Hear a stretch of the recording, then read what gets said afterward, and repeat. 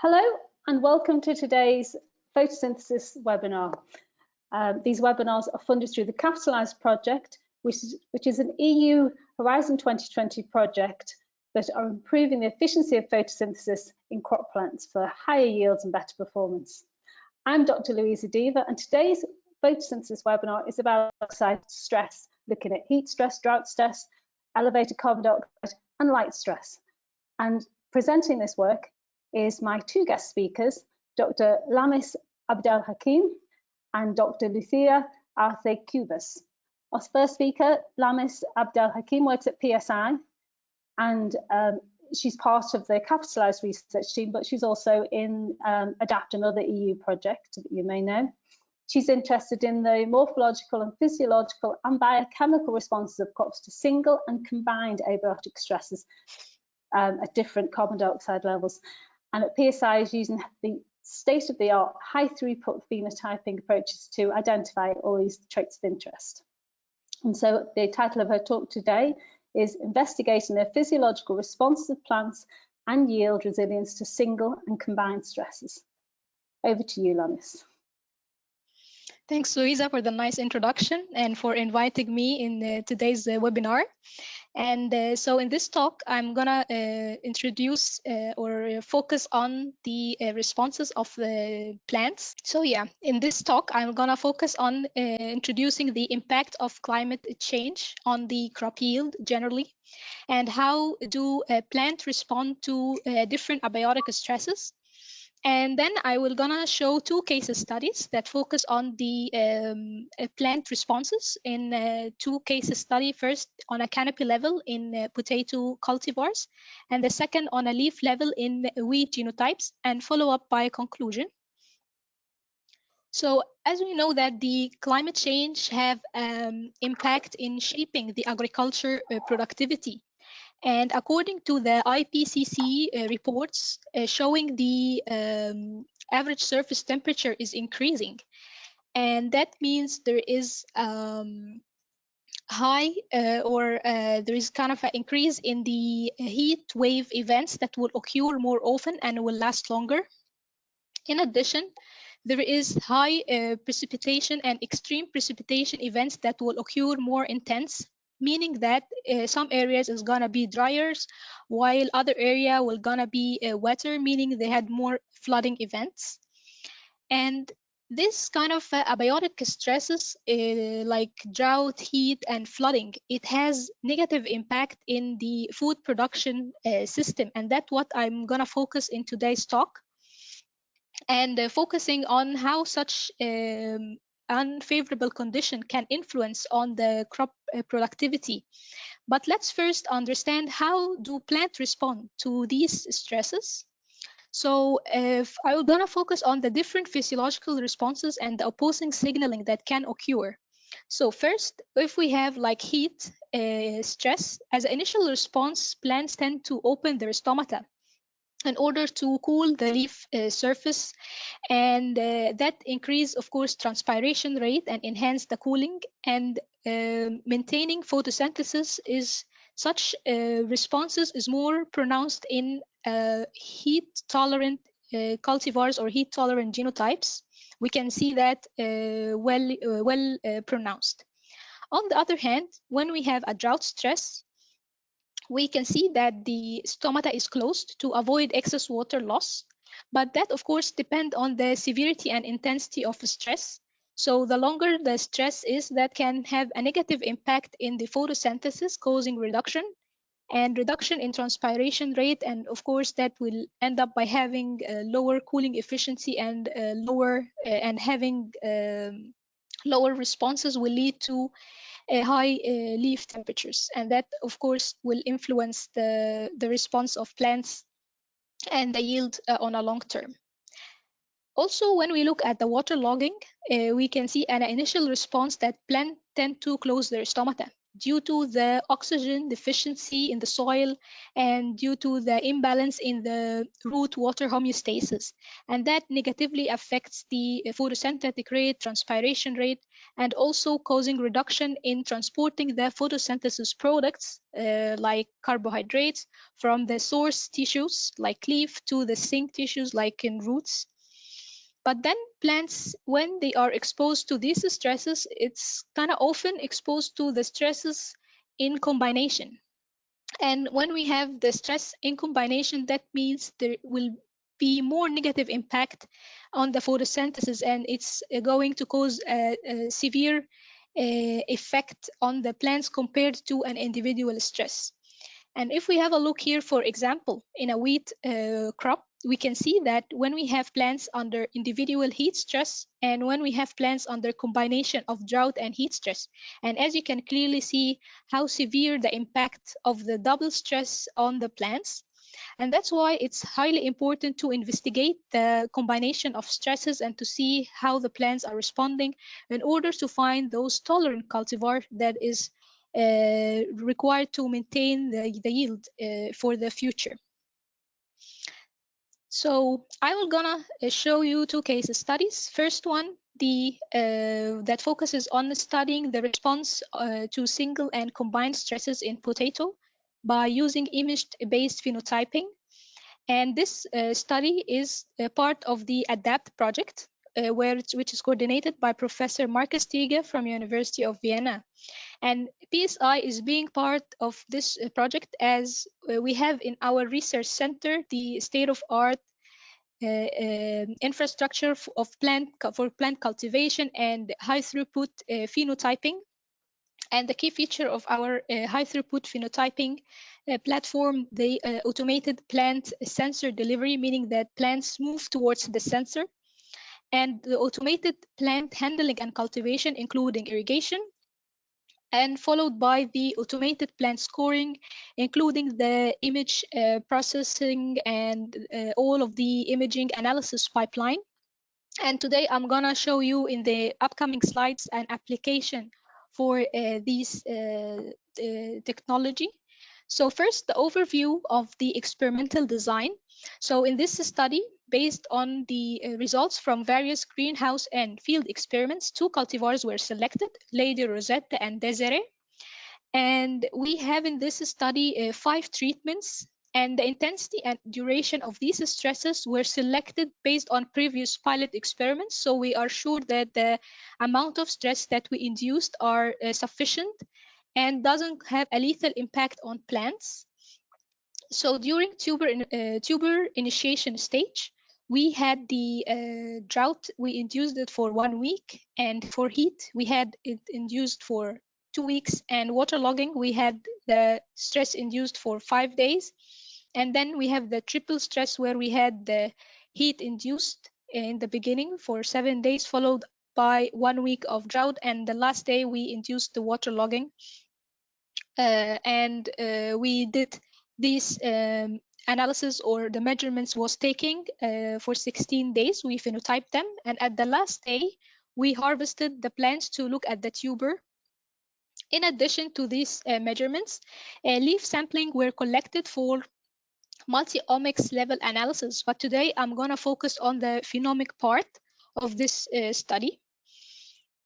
So briefly about the phenotyping protocol, we had the plant placed in the modular plant screening system, and we had the plant slide adapted to ensure that all the plants have the same light level and they are all under light steady state prior starting measurements.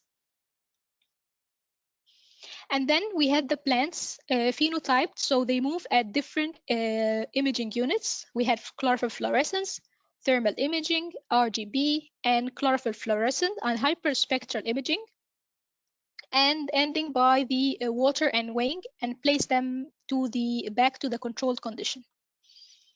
These slides here show an overview of the raw images and analyzed images from the different sensor. And the key thing is that we are having chlorophyll fluorescence, thermal imaging, and the hyperspect that represents, or we are able to investigate the physiological responses, and from the RGB, we can study more the morphological responses. So let's have a look first on the morphological responses by using the RGB imaging. So here is a top view of potato plant in the desert, and you can see we are having the different treatments and different days of phenotyping. So we can see that the waterlogging show a severe impact on the morphological level in the desert. And when we look at the Lady Rosetta, we can see it was less susceptible to the stress. And also, if we have a closer look, we can see the late stress phase here under heat, and also triple stress. We can see the impact of the stress on the morphological level, which was not as pronounced here in Lady Rosetta. But then the interesting thing, when we combine these measurements with other sensors, so when we look at the physiological responses here from the chlorophyll fluorescence imaging, this is the image representing the parameter that is known as the VPS2 or operating efficiency of photosystem 2. And we can nicely see here the impact of the late stress phase in heat and triple stress, and also with the severe impact of the stress in the waterlogging in Desiree, more pronounced than in Lady Rosetta. And when we look further in from the hyperspectral imaging, so this parameter was chosen was the photochemical reflectance index, which reflect the light use efficiency within the canopy. And we can see here, when we compare the two lines, we can see that waterlogging, it shows a severe reduction, even though when we stop the waterlogging, we can still see that there is a reduction, and it took like a bit of time to like gradually recover. And also when we look at when we induced our drought stress and the late phase of stress, we can see there is also a dramatic reduction in the PRI compared to the Lady Rosetta. It was more lower in the desert. When we look further from the thermal imaging, that mostly reflects the stomata regulation. And here we are representing the delta T, which is the difference between the canopy temperature and ambient temperature. So the higher the delta T reflects the stomata closure, and the lower the delta T reflects the stomata opening. So again, when we look at the waterlogging, we can see it immediately show an increase here in the delta T, reflecting stomata gonna closed, and but that not was as high as in the Lady Rosetta when we induced the waterlogging. And when we induce the drought, we can see also here the increase in the delta T here as the stomata tend to close. And when we look at the heat treatment, we can see that in the Lady Rosetta, there is a reduction in the delta T, showing here, like for instance, in the day 5, we can see it's lower in Lady Rosetta compared to Desiree. So meaning that the Lady Rosetta have kind of a better cooling mechanism compared to Desiree, as shown in this image. And when we want to connect these responses further with the yield, so here the harvest index that reflects more the reproductive efficiency. And as a general trend, we can see that the heat, waterlogging, and the triple stress were caused like more reduction in the yield and the harvest index compared to the drought. However, we can see, comparing the two genotypes, we can see that the drought was not significantly reduced compared to control in Lady Rosetta. And also when we compare further the treatments, and we can see that under waterlogging also Lady Rosetta was less susceptible to the stress compared to the Desiree. So with these, we can conclude or sum up that the applied approach that we have shown today of the multi-imaging sensor in the high throughput showed the dynamic responses of plants at the early and the late phase of stress and the impact of this on the yield. And as I mentioned earlier, that this study is today I'm showing the phenomics, but we are combining this knowledge with other omics level, including hormonomics, metabolomics, proteomics, and transcriptomics. And as shown in this, we are doing the applying them and studying further the different pathways by using the knowledge map. And if you are interested, you can look further in for the stress knowledge map that is done by NIP team, and here is the web page. So having all of this combined together, that of course will help us to have more integrated conclusions in finding traits of interest. The second case study that I would like to show in today's talk is about studying the response to single and combined stresses in wheat, and that I have done this study in Professor Carlotto Ottosson lab when I was a postdoc. And this study, of course, I'd like to highlight the main findings where we started by the yield screening experiment among 3 different Nordic spring wheat genotypes to assess their yield.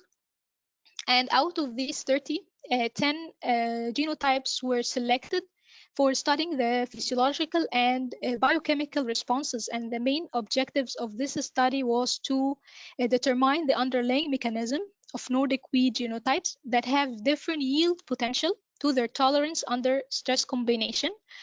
And we have induced the stress during the anthesis stage, where the plants were exposed to 3 different treatments: control, heat, and combined heat and drought stress. That stress was induced for 5 days. And by using the gas exchange measurements, we can see that I'm presenting here the CO2 assimilation rate and stomata conductance. And here we are having the 10 genotypes, and we had the control in this black, and the heat treatment represented by the red, and the purple showing the combined stress. But today I'm going to highlight 3 different genotypes, and we are going to see how the responses was varying between them. So starting by the sensitive line, we can see in the GN5, we can see that compared to control, there is a reduction in the photosynthetic rate under heat and combined stress. And this reduction was also observed here due to the reduction in the stomata conductance, reflecting a stomata limitation for the photosynthesis. When we look at another genotype, the NSB, we can see that under heat, it was not significantly lower compared to control. And then also we can have a look that the stomata conductance was also maintained. However, there was a reduction under the combined stress. And when we look at the Ku20, we can see we had the reduction under heat and combined. So the reduction was observed in both, but the stomata response, we can see that the stomata was maintained under heat, but not under combined stress. So when we look further into the yield-related trait, we can see that the GN5 that was more susceptible, we can see there's a reduction in the spike number in both the heat, and the combined stress was even showing lower reduction, and also the grain numbers as well. We can see the reduction under both stress treatments. When we look at the NSB, we can see that the spike numbers were maintained under heat, but not under combined stress.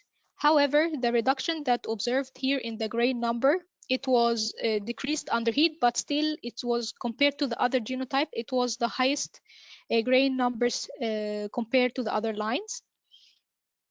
But that was not the case under the combined stress. And then when we move to the Ku20, we can see there was no significant difference in the spike number. And also this line was having the lowest spike number compared to the other genotypes. And we can have a look at the gray number. We can see that there was a reduction, but this line showed less reduction under stress compared to control. When we look further into the grain yield, we can see that again, the reduction was observed in the grain yield and also the harvest index, which represents the reproductive efficiency. And we can see the reduction is observed. And when we look at the NSB, we can see the maintained grain yield and harvest index under heat, but not under combined stress. Also with the KU20, we can see it was showing a less reduction compared to the other genotypes. And with that, we can highlight the necessity of the looking at the stress. And here also, I would like to show the principal component analysis that was done by plotting the morphological trait and physiological trait and also yield related trait. And this figure is presented or shown under heat stress. And we can see here the NSB showing more clustered here, the grain related trait and yield related trait in the NSB line. And under combined stress, we can see here the KU20 was more clustered to correlated and clustered to the harvest index. And we can see the GN5 was from the lines that was not correlated with the yield related trait. And then we can sum up that in spite or those genotypes that having high spike numbers under control, but they were not resilient under combined stress. Also that the genotypes where the gas exchange parameter were maintained under heat and were showing less reduction under combined stress, reflecting more kind of adaptation and higher or better reproductive efficiency under stress conditions. And that is important when we want to look further in the responses or trying to find traits of interest. So to conclude, for to have a better understanding of the different strategies and mechanisms of plant under different stresses, using the different approach, either imaging or non-imaging, and combine with other multi-omics level, and connecting the responses to the yield is all highly demanded in order to identify the traits of interest that are more resilient for the climate change and select the tolerant genotypes. So with that, I'd like to acknowledge the PSI team and the also Aarhus University team and the funding and ADAPT project. And I also like to acknowledge Capitalize for this webinar. And thanks for your attention. Thank you, Lamis. Some lovely data there you're showing. Everybody else, please put your questions in the question box and I'll put them to Lamis for you. In the meantime, I do have a question. So some of your data were showing that the ones that were the most resistant, I was thinking about the wheat, to the heat stress and the combined stresses compared to the control, but the controls weren't particularly high yielding on some of them. So is that a sort of a trade-off that might be difficult to avoid if you're trying to breed for more tolerant cultivars, that your yield would be a penalty if you are picking those sort of lines? Exactly, that was our what we are interested to investigate further. If we are having those plants under control that already showing high yield potential, are they going to keep such high potential when we have them under stress? So as we have seen that some when the stress was like individual, they managed to maintain, but when we have combination, they were more susceptible and lose all of this yield. And also, on the other hand, we can see interesting response that the genotype that maintained or kind of avoided this high reduction, maybe this is the one we are interested to understand more about this mechanism, that it managed to not lose as much as those that were having high. So this is kind of the interest in when we look at those different genotypes and see the different mechanism between them. Mm.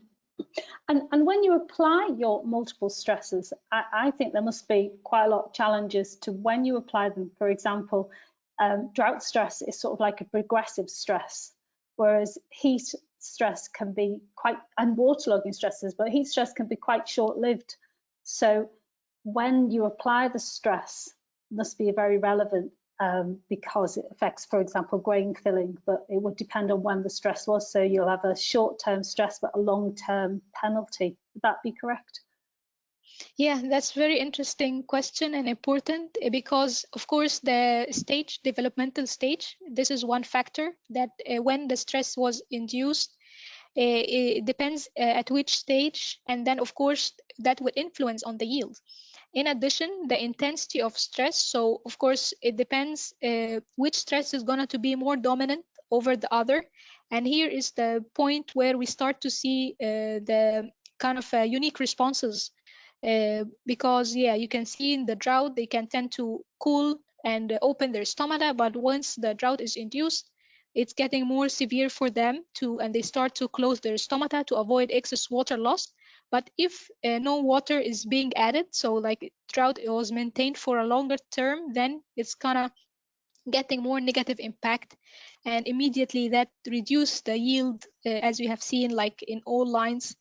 And of course, depending the range of reduction varies between them, but yeah, of course, it's the intensity and duration in addition to the developmental stage that is influencing. I thought your waterlogging data was very interesting as well, because it was like the most severe stress for them. I actually did some work on brassicas with waterlogging, and it's difficult to know when to let them recover, for example, as well. But actually, the recovery rate was the most interesting bit for me to see how well some of them could recover very quickly, and others of them just never ever recovered in those. So it was quite nice to see your data on those. Do you think you have to take other stresses like salinity into account when you think about your drought stress, for example, because you're going to have higher salinity levels, I suppose, aren't you? Yeah, true. It's also another, yeah, if you want to like add more complex level, of course, yeah, salinity is one of the stresses that also can negatively impact, depend, of course, on the soil and the area where you are growing your plants. But yeah, I agree that it can also have an impact as well, negative impact on the yield. I have a question here from Nico Blanco. When do you design the heat stress for a specific species? When you design the heat stress for a specific species, how do you choose the temperature value and the length of the stress? Is there any variable to set it up? Yeah, that's a good point and good question. Yeah, definitely. The intensity of stress is one important thing we should consider because, yeah, I'm in my studies, I used the range which is between 30 to 36 degrees. That is kind of a common, or yeah, common, or we can say when we have like heat wave, of course, depend on the zone or the area or on the region. But let's say like according or trying to mimic a little bit in from nature condition, when we have like a heat wave, we have this increase in temperature that was around 30 to 36 degrees. Morning temperature, at night temperature is around 28. So this range I chose based on, of course, that I would like to see the response of the plants under heat stress. But then again, I need to take into account that by increasing the temperature, that can increase severe level. And yeah, it depends if you are interested to look in moderate level or severe level. But then take into account at the severe level, it can turn out by like causing lethal impact to the plant. So if I would like to look further into the yield or interested to have the stress for a quite long time, then I prefer to have it in around 36 degrees, and depend, of course, on the species. So yeah, based on previous experiments, we have seen that the 36 degrees was sufficient temperature for the wheat, for instance. And yeah, based on that, I start to choose and design my experiment, and of course take into account the watering. Yeah, the higher the temperature, that means you need to water quite often to avoid any effect of, if you are doing individual heat, then you want to make sure that there is no drought impact, yeah, when you are applying the individual heat treatments. Okay, and I've got 3 more questions, so you may have to keep them short. This one says, how can we select the criteria that we first expose the plant to heat, then drought, then waterlogging in applying combined stress? If we change the series of stress in combinations, does it affect the plant's response? Yeah, definitely it has an impact, because it depends when you are inducing the stress. One stress definitely will start to become more dominant over the other, and we start to see kind of an opposing response. So if it's like, as we have seen for the heat, there's like a lower stomata, or the stomata like tends to open. And once we have the drought induced, immediately we see the increase in the temperature of the leaf. So you can see the dynamic of the plants. And since we are doing this multiple stresses, we are phenotyping them like on a daily basis to see the dynamic change of the response, and also to spot where is the point where we can say like more the stress is getting more severe, or the drought, for instance, is now taking over the heat treatment. Okay, I'm going to move on to the last 2. You mentioned photosynthesis reduction due to stress occurred, heat stress, due to stomata limitation. How about non-stomatal conditions like rubisco activity? Yeah, definitely there is the photosynthetic limitation due to stomata or non-stomata limitation, or known as also biochemical limitation. So in our based on the measurements I have done, we can see clearly the reduction of the stomata conductance, and also the reduction of the intercellular CO2. So this as well tell us more about the stomata limitation. However, when we see the reduction on the photosynthesis, but still having high stomata conductance and intercellular CO2, then we can look further what are the biochemical limitation or non-stomata limitation that has an impact. And yeah, we start to connect further. And also I did other metabolic profiling analysis to these, but I didn't show, I was focusing mostly on the phenotyping, on the physiological responses, to give me a better overview of the other limitation that can affect. This last one, I think, is just a comment. It says, to add to the complexity, when we add CO2, it alleviates the heat stress, but hardly the water stress. So in general, water stress is the main limiter, from Carlotto Otterson. So I think that's just a comment you may want to address, but yes, I totally agree. Yeah. Okay, well, that's great that you're in agreement. Well, I'm afraid we're going to have to move on. So thank you for sharing your beautiful data and for the discussion on your topic.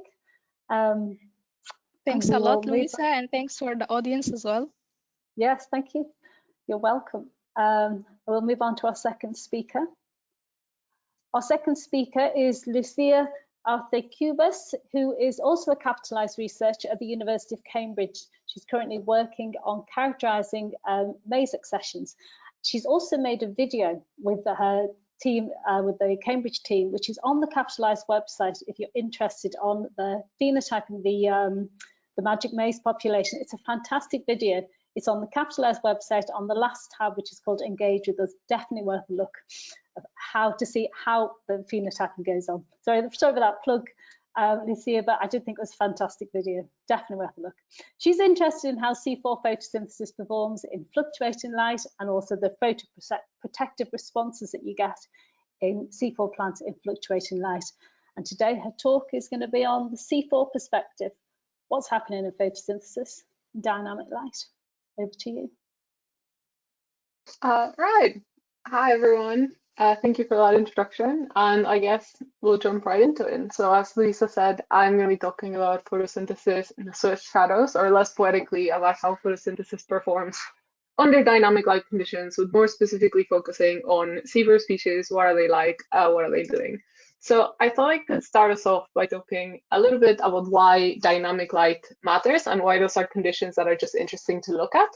And that's because although we have traditionally studied photosynthesis under quite steady environments, steady light conditions, the environments that plants actually grow in are very dynamic. And even if you look at kind of the top of the canopy on a very sunny day, you still can see that there is quite significant changes kind of through the day as the sun moves and so on. But that change becomes even more pronounced when you consider changing weather conditions, such as clouds, which can, change light intensity quite radically. And I have this little video that I hope the World Wide Web shows you guys in the audience, all right, that I think really showcases just how much of variation you actually get in these kinds of environments, because I think it's sometimes hard to conceptualize. So at the top of the canopy, you can see these kind of very sunny highlight conditions, but kind of in the middle of the canopy, there's a lot more shade and shadow, and you can really see that it's a completely different ballgame. And when you zoom in at the level of an individual leaf within a traditional crop canopy, you can really see that what is happening is this kind of almost instant fluctuations from second to second between direct sunlight, so very high light, down to shade. So plants in these environments are really being exposed to changing light conditions, and they need to be able to adapt to those rapid changes in light intensity to kind of maximize photosynthesis in those environments. And we do know that photosynthesis is actually quite affected by these fluctuations, because we have studied that it acts as a limitation, because although ideally you want kind of under low light your steady state, perfect photosynthetic assimilation of carbon dioxide, and then when you turn the light up, you want plants to kind of be able to immediately adapt to the new condition and go on to steady highlight assimilation. The reality is that oftentimes photosynthetic responses like photoprotective mechanism or enzyme activation lag behind in activation to those changes in light. So your assimilation throughout the day actually looks a lot more like this. And that adds up to pretty significant losses in photosynthesis and carbon assimilation, because these fluctuations, as I just showed, constantly happen. The issue is that a lot of what we know about this particular limitation, even though we know it's important, we know coming from C3 species mostly. So my question going into this was, all right, but what about C4 photosynthesis?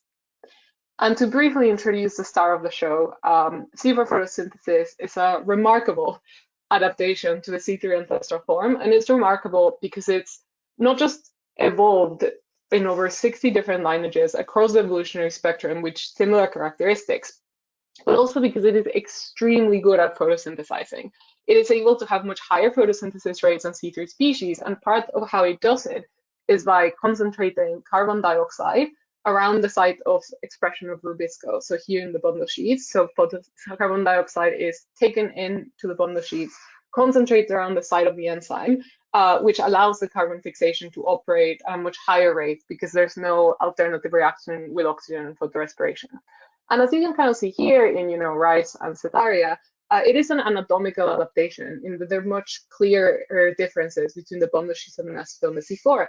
But it's also a biochemical one, and both of these are necessary for the operation of the C4 pathway. So in terms of the biochemical one, the carbon concentrating mechanism is biometabolic gradients, in which CO2 is first fixed in the mesophyll into C4 acids that then go down a metabolite gradient into the bundle sheet, where they're decarboxylated, released around rubisco, and then transported back. And this is kind of a cycle. So for what I'm going to be talking about, it's really important to understand that then these metabolite gradients are actually very important to the operation and the successful operation of the C4 pathway in C4 photosynthesis. And my question then was kind of, okay, there's this anatomical and biochemical adaptations, and they're kind of similar characteristics across C4 species. Do these affect in some way the dynamic light response?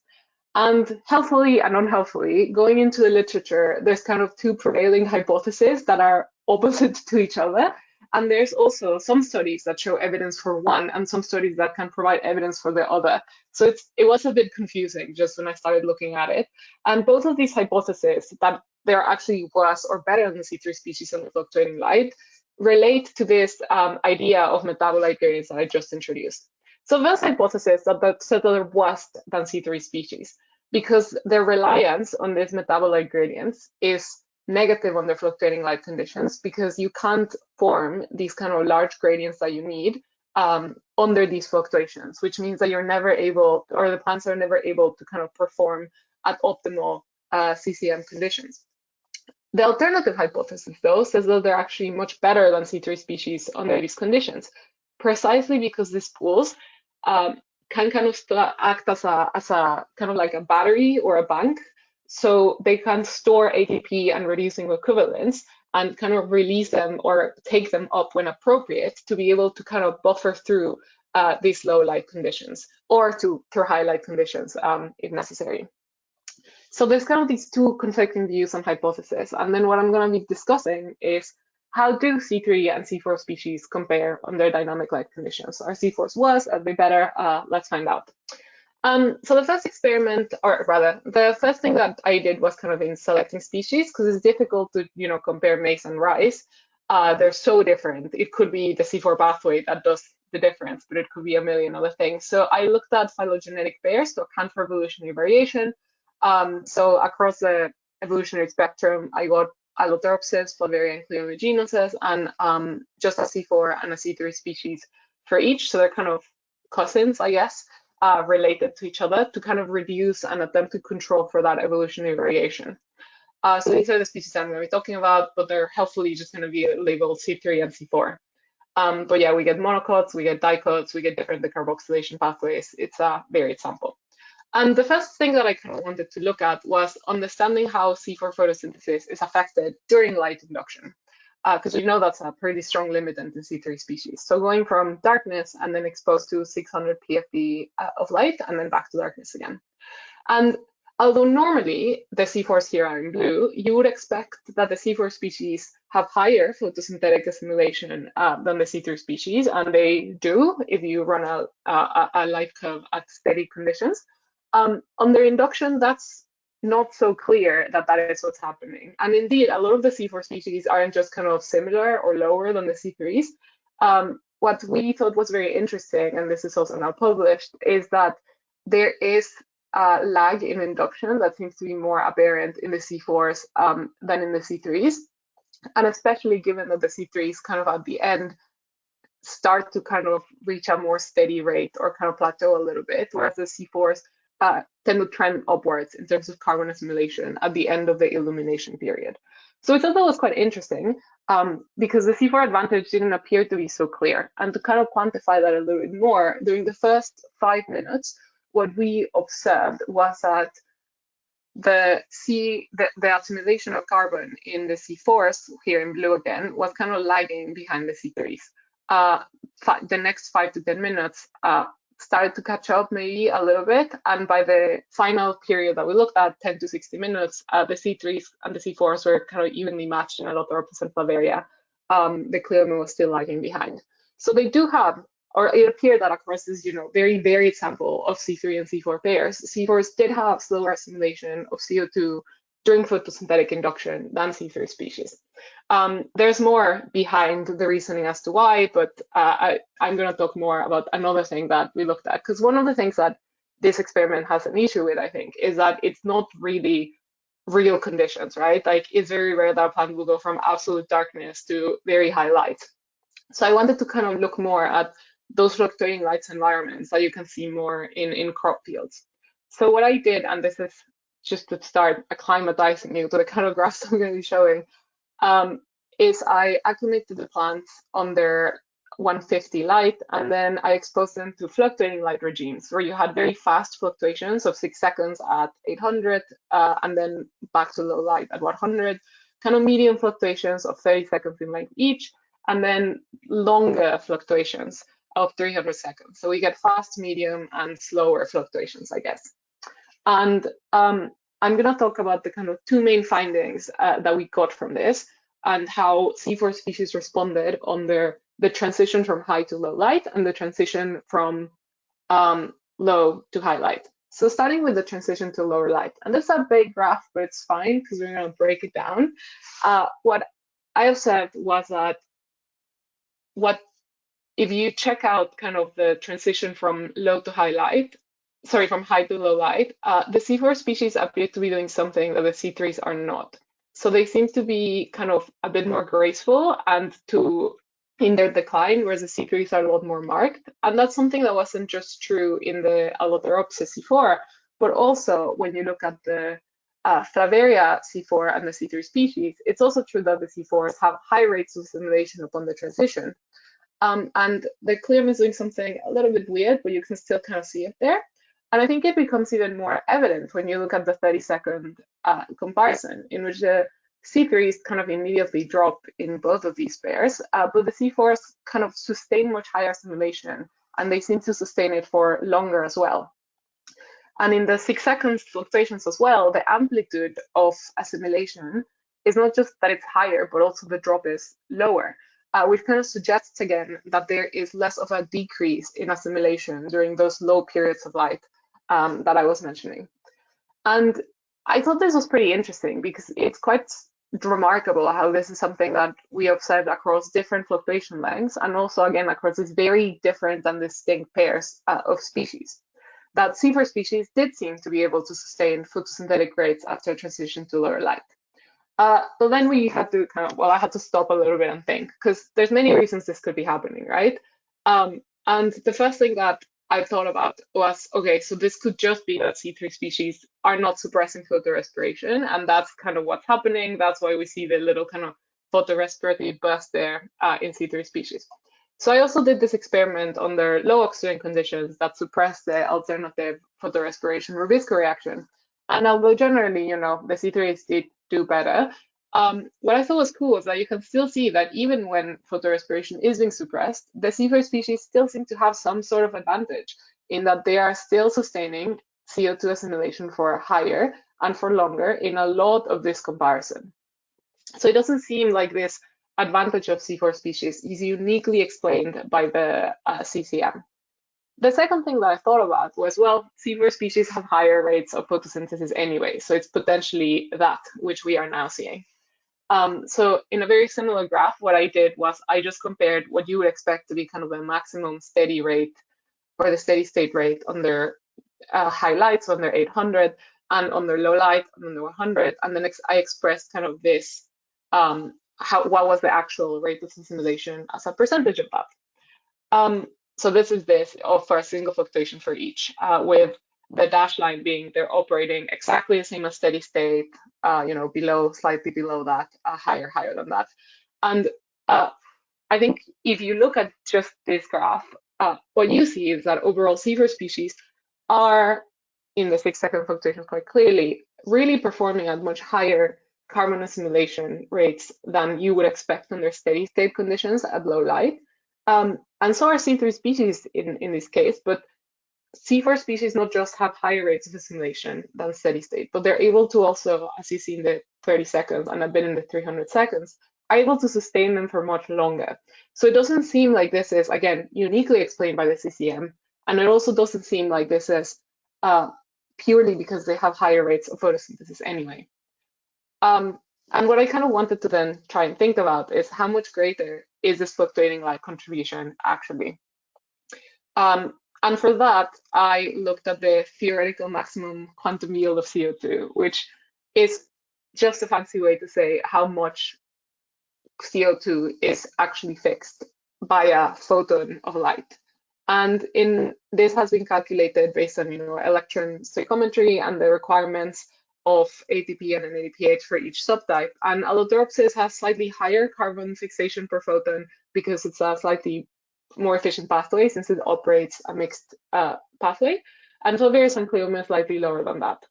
And I compared this kind of theoretical maximum with what we were actually seeing under the shade for each of these species.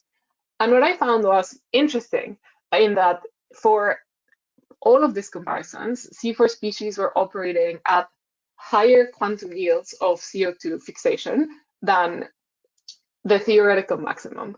And this is quite striking again, because this is already a very conservative estimate of what you would expect, because it's rare that at steady state you're actually operating at the absolute maximum that you can do. But even under these very conservative estimates, it seems like there is something outside of the standard light reactions that is providing energy for carbon fixation.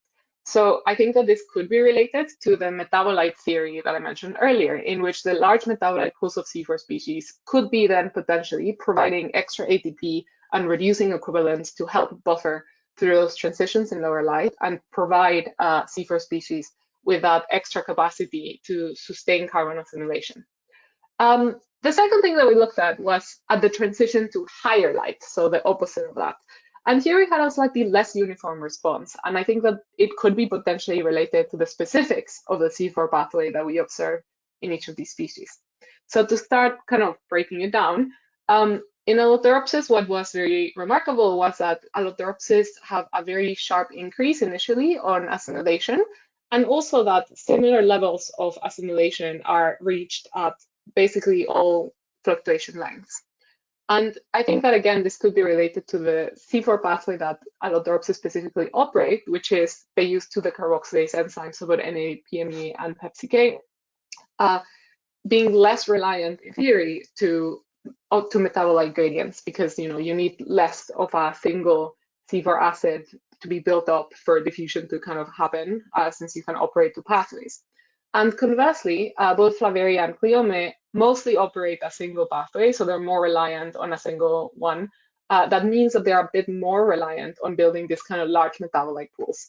And what we see in Flaveria in the C4 is that there is this kind of slow increase, and especially that in the 6-second and 300-second fluctuations, the highest level of assimilation is nowhere near what we finally achieve in the longer fluctuations. And again, kind of like a pretty similar thing that we observed in the Cleome there. And even here, slower increase, even though it's doing something a bit weird here, which I can talk about later. And to kind of bring this together and what this means, I think what this shows is that there is evidence that the anatomical and the biochemical features of C4 photosynthesis do indeed appear to affect the response to dynamic light in some way. Specifically, when transitioning to lower light, C4s showed that there was more sustained carbon assimilation. And when transitioning to higher light, some C4 species did show slower activation of CO2 assimilation. And what is important, I think, is that the length of the high and the low light periods is really determinative as to whether C4 species do better or do worse than C2 species. Because if you have really long periods of high light, then C4 species are actually able to build those metabolites. And if you have very short fluctuations in light, then this capacity to buffer becomes really, really important and a really big advantage. Whereas conversely, if you have short periods of high light in which you can't build the CCM metabolite pools and long periods of shade, the capacity of C4 species to kind of buffer for a few seconds at a higher rates for a few seconds ends up becoming kind of less relevant. So I think this kind of reconciles, and a lot of what you see in previous studies where there's opposite conclusions can be reconciled when you look at the different fluctuating light treatments that they had. And just to kind of add an extra thought in terms of a final summary thing, and how this squares up with what we know about C4 species and the shade, because I think this is interesting from a kind of ecological perspective. C4 species are kind of thought to suck a little bit in low light because they do require high light. They consume more energy than C3 species. And that's why they're extremely rare in low light environments. They're very rarely found in like forest understories. However, that doesn't mean that C4 species don't experience shade, right? Because in this kind of canopies that I discussed earlier, they're constantly exposed to changing shade environments. And I think that this can relate to what I just described about how in certain environments, C4s are gonna not be very well suited to in terms of the specifics of their characteristics, but in the kinds of environments that you would find in the middle of the canopy, where you have this kind of longer periods of sunlight that are interspersed by quick fluctuations in shade, that's the kind of environment where this capacity to buffer through fluctuations can really be quite beneficial. So on that note, I'd just like to, thank my group. Special thanks to my supervisor, the Cambridge Trust, Currency, and also Capitalize for funding my work. And thank you all for listening to me and also for inviting me. So yeah, if anyone has any questions, I'd be happy to answer. Thank you, Lucia. It was a really interesting talk. you looked at the C3. Oh, yeah, please put your questions in the question box, or otherwise I'll end up dominating them all. But you looked at C3 and C4. If you would have had C3, C4s in the mix, what do you think you would have got there? Would you, because you've got sort of like one of the issues with C3, C4s is that you've got a leaky bundle sheath, I think, is that right? So would that have maybe clarified a little bit your idea of not being able to have a metabolite pool build-up, maybe? Or do you think it would have just muddied the waters far too much? No, I mean, I think that it would be quite interesting to see how you can get kind of C3s and then also intermediates into the mix. Because I think that it also kind of, because there's two ways to look at the metabolite thing, right? So I think one thing is to do metabolite analysis, but I think that you can also look at kind of intermediates that have more or less metabolite pools and see how they perform, because I think that's an alternative way to test the theory. I do think that leaky bundle sheets can be a problem and do indeed explain some of what we see in terms of the initiation of the induction and lags behind induction. It's just that the C3 and the C4 cycles essentially fall out of sync a little bit. So that can mean kind of two things, I guess. So one is you're not actually activating the metabolite pools, but the other one is, as you say, the metabolite pools are active, the CCM is functioning, it's just the C3 enzymes that lag behind. But yeah, like I think basically there's many theories as to why C4 species can perform differently in fluctuating light conditions, but this is the difficulty that they have under these dynamic light conditions, is that it's not just coordinating a single cell type, but it's coordinating the C3 and the C4 cycle at the same time. And if either of those falls behind, then that can cause a loss of energy, be it via leaky bundle sheets or via a failure to actually suppress photorespiration via the CCM. I have a question here. How does the stomata limitation affect the CO2 assimilation of C3 under fluctuating light conditions, as C4 has more stable CO2 in the bundle sheath, potentially?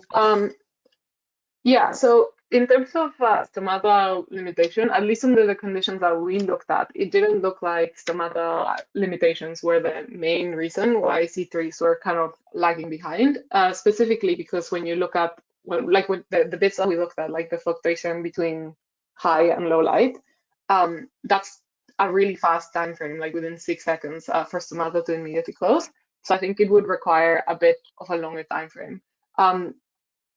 So perhaps it could affect the simulation, I think, upon the kind of longer periods that I was discussing, and potentially part of the reason, again, why slower induction or air induction is different across a 6-second time frame versus a longer fluctuation.